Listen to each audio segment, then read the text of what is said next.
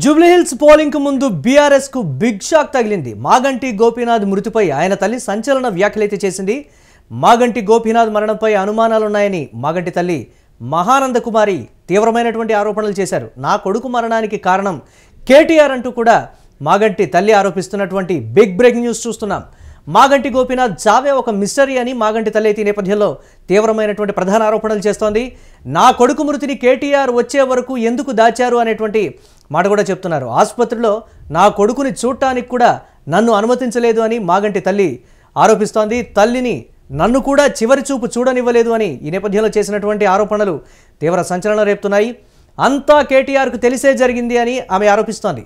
ఇక వీటన్నిటికీ కేటీఆర్ సమాధానం చెప్పాలి అని జూబ్లీహిల్స్ ఉప ఎన్నిక వేళ మాగంటి గోపీనాథ్ తల్లి చేసినటువంటి ఆరోపణలు తీవ్ర సంచలనం రేపుతున్నాయి. దీనిపై మరిన్ని అప్డేట్స్ మా కరెస్పాండెంట్ క్రాంతి అందిస్తారు. క్రాంతి, మాగంటి గోపీనాథ్ తల్లి మహానంద కుమారి చేసినటువంటి ఈ కామెంట్స్కి సంబంధించి బీఆర్ఎస్ నేతలు ఏం చెప్తున్నారు? బీఆర్ఎస్కి సంబంధించి రోజుకు ఒక అస్త్రం దొరుకుతున్నటువంటి ప్రస్తుత పరిస్థితి ఎలా చూడాలి పరిణామాల్ని?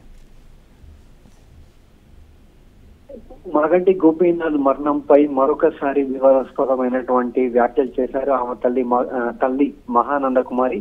ఇవాళ ఆమె శ్రీలింగంపల్లి రెవెన్యూ కార్యాలయానికి వచ్చిన మహానంద కుమారి ఏకంగా బీఆర్ఎస్ వర్కింగ్ ప్రెసిడెంట్ జూబ్లీహిల్స్ ఎన్నికల్లో అన్ని తానే ముందుకు సాగుతున్నటువంటి కేటీఆర్ లక్ష్యంగా ఆమె సంచలన వ్యాఖ్యలు చేశారని చెప్పుకోవచ్చు.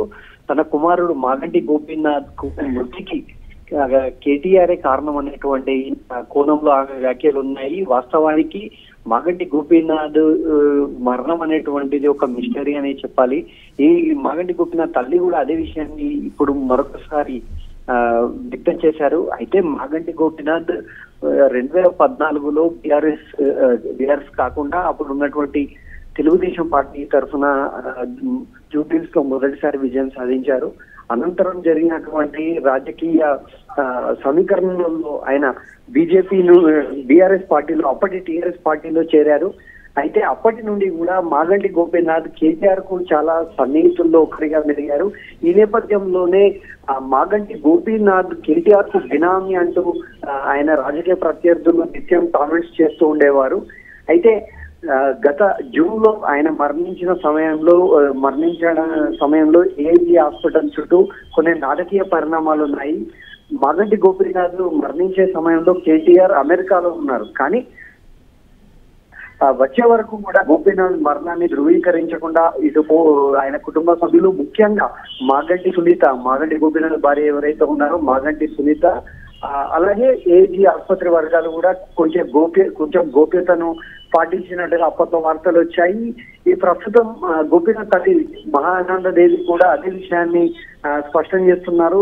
చివరికి ఎవరిని మాగంటి గోపీనాథ్ చనిపోయిన విషయాన్ని సుమారు 2-3 రోజుల పాటు, మరి ముఖ్యంగా కేటీఆర్ అమెరికా నుండి వచ్చే వరకు బాహ్య ప్రపంచానికి తెలియనీయకపోవడం, అలాగే తల్లినైన నన్ను మహానంద దేవిని, అలాగే మాగంటి గోపీనాథ్ అన్న వజ్రనాథ్ రెడ్డిని, వీరితో పాటు కుటుంబ సభ్యులు ఎవరిని కూడా మాగంటి గోపీనాథ్ మృతదేహం వద్దకు కావచ్చు, ఆయన ఉన్నటువంటి రూమ్ లోకి కావచ్చు వెళ్ళనివ్వకుండా కట్టడి చేశారు అనేటువంటి ఆరోపణలు ప్రస్తుతం ఆమె వ్యక్తం చేయడం జరిగింది. ఇదంతా కూడా ఎపిసోడ్ మొత్తంగా కూడా ఈ ఎన్నికల్లో కాంగ్రెస్ పార్టీకి లబ్ధి చేకూర్చేలా ఉన్నాయి. ఎందుకంటే వాస్తవానికి బీఆర్ఎస్ పార్టీ మాగంటి సునీత కేటాయించడానికి ప్రధాన కారణం ఈ ఎన్నికల్లో సెంటిమెంట్ వర్కౌట్ అవుతుంది అనేటువంటి కోణంలోనే మొదటి దఫా ఆమెకు టికెట్ కేటాయించారు. వాస్తవానికి ప్రజల్లో కూడా ఆమె మాట్లాడగలిగినటువంటి స్థాయిలో లేరన్న ఆరోపణలు వ్యక్తమవుతున్నాయి. కనీసం క్యాడర్ తో కూడా మమేకం అవ్వడంలో సునీత కాస్త ఇబ్బంది పడుతున్న పరిస్థితి కనిపిస్తుందని అందరూ కూడా చెప్తున్నారు. కాంగ్రెస్ పార్టీ ఈ అంశానికి సంబంధించి క్రాంతి, కాంగ్రెస్ పార్టీ అప్పుడే బీఆర్ఎస్ పార్టీ అప్పుడే కౌంటర్ కూడా చెప్తున్నటువంటి పరిస్థితి. కావాలనే కాంగ్రెస్ పార్టీ వెనక ఉండి ఇటువంటి రాజకీయాలకు పాల్పడుతోంది, వారిని కూడా ఇన్ఫ్లుయెన్స్ చేసింది కాంగ్రెస్ పార్టీ అని బీఆర్ఎస్ పార్టీ చేస్తున్నటువంటి మరొక ప్రధాన ఆరోపణ. దీన్ని ఎలా చూడాలంటారు పొలిటికల్గా?